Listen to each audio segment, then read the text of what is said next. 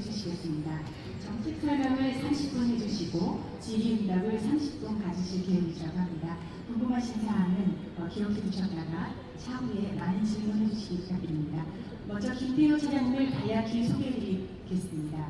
김태호 차장님은 2005년부터 성균관대학교 정치외교학과 교수직을 맡고 계시며 대통령실 대외전략비서관, 대외전략기획관 등을 역임하시다가 현재는 국가안보실 제1차장이자 국가안전보장의 사무처장으로 국정활동을 수행하고 계십니다. 여러분, 김태호 차장님을 큰 박수로 맞이해 주시기 바랍니다.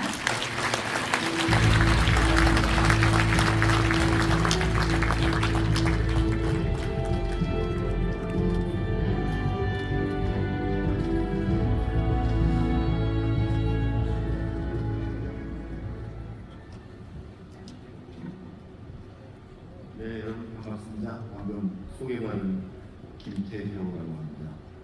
제가 어떨 때는 안경을 끼고 어떨 때는 벗는데 눈이 별로 좋지 않은데 여러분 740분 미주 대비에서 멀리서 오셨다고 해서 자세히 보려고 안경을 끼고 올라왔습니다. 앞에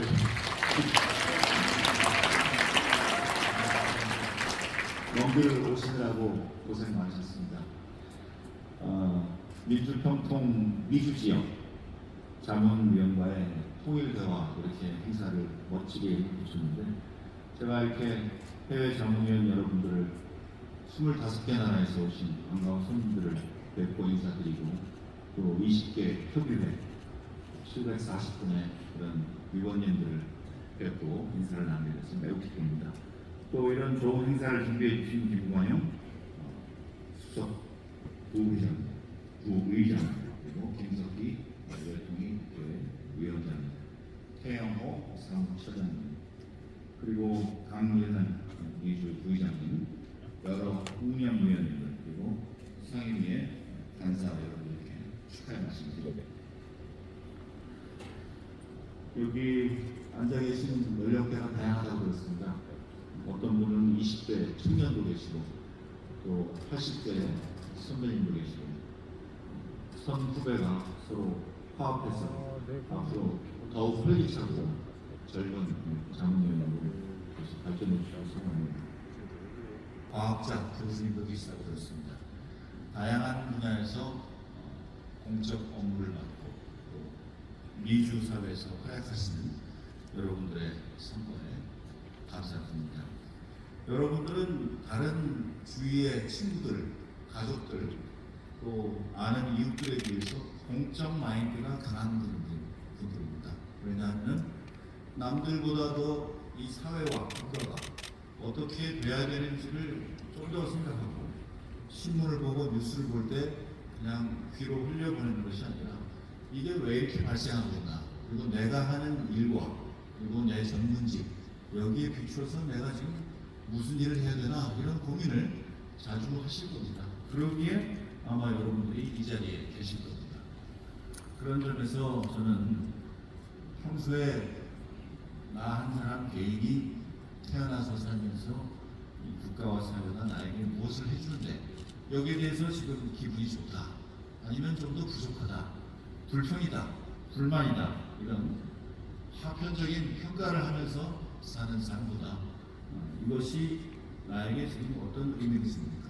그리고 어떤 역할을 할 때 내 주의를 바꿔갈 수 있는가 더 고민하는 공적 마인드를 가진 분들이야말로 더 이 사회를 잘 바꿔갈 수 있으리라고 생각됩니다. 제가 오늘 한 25분짜리 통일 도크린을 왜 발표하게 되었는가 여기에 대해서 여러 가지로 해설을 드리겠습니다. 통일은 그동안 누가 더 열심히 이야기해 왔는가 한 30년 전에는 북한이었습니다.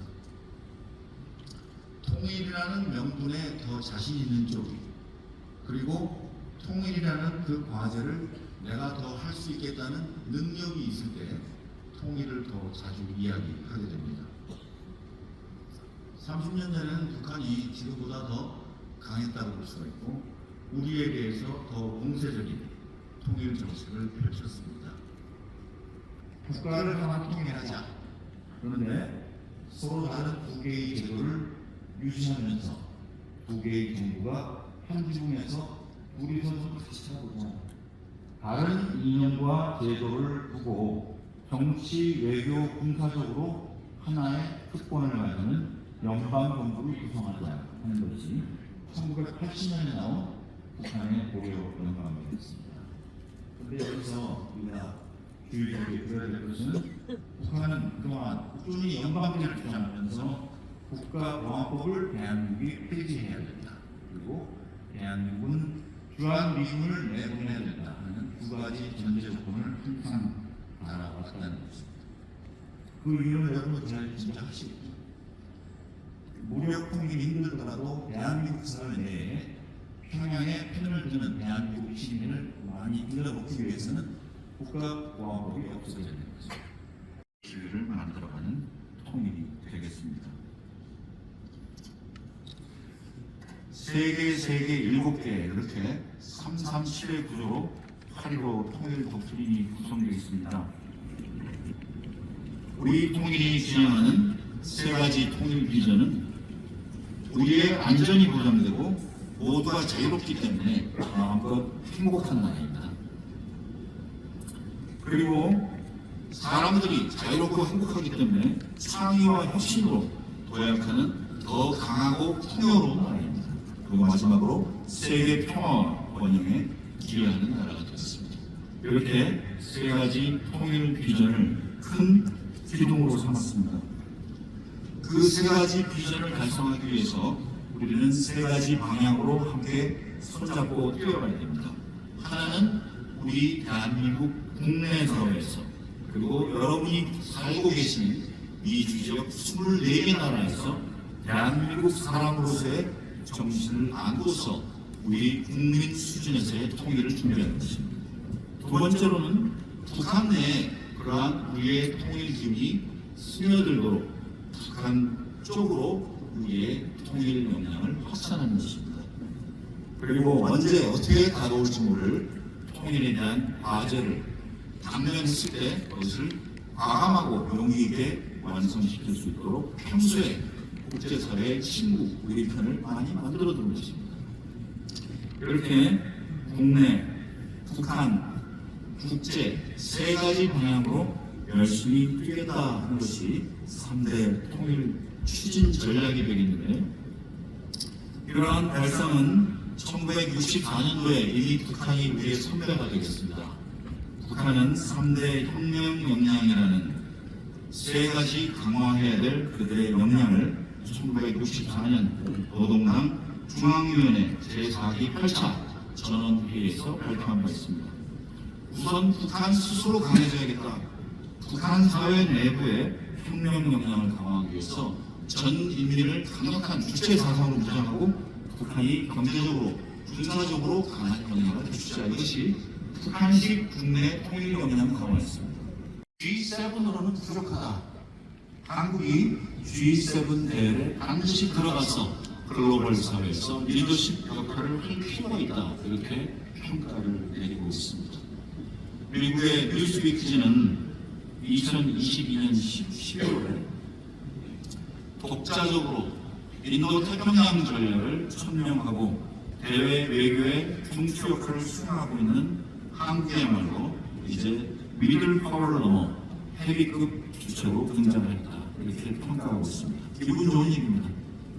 15년 전에 제가 이명박 정부에서 일할 때 글로벌 코리아가 성장하고 있다고 크게 만족하면서 보람을 느꼈던 적이 있습니다. 그리고 그때 퇴임하고 학교로 돌아가면서 앞으로 다음 정권이 들어서서 계속 외교를 할 때 지금만큼 글로벌 사회에서 대한민국이 성장하고 평가를 받는 시절이 또 올까 이렇게 걱정을 하면서 학교를 돌아갔는데, 최근에 우리가 생각하는 글로벌 코리아는 상상 이상으로 커져 있고 국제사회에서 큰 호응을 받고 있는 걸 볼 때 더 열심히 해야겠다 이런 생각을 합니다.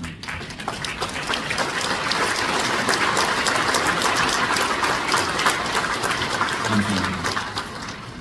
지난 주말 일본 기시다 총리가 왔다 하면서 일본 사람들이 지금 제4차 한류 붐에 빠져 있다 이렇게 자평을 했습니다.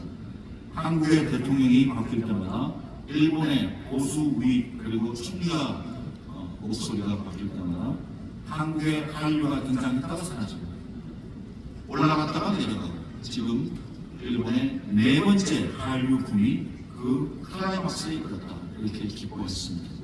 결국 한일 관계가 좋아지고 한국 국민이 더 자주 오고 하면서 화이트리스트가 복원되고 반도체 수출이 강화되고 사이버 기술 협력이 늘어나면서 그동안에 조바심을 냈던 우리나라의 기업들이 일본과 더 신나게 사업을 하고 있습니다. 그동안에 우리 정부는 무슨 성과가 날 때마다 우리 정부에 들어서서 체코 원전 수주를 해냈습니다. 우리 정부에 들어서서 드디어 UAE에 진출했습니다. 이렇게 홍보를 많이 합니다. 그러나 저는 평소에 이 모든 결실 그리고 그 결과는 우리 국민들이 한 사람 한 사람이 기업을 만들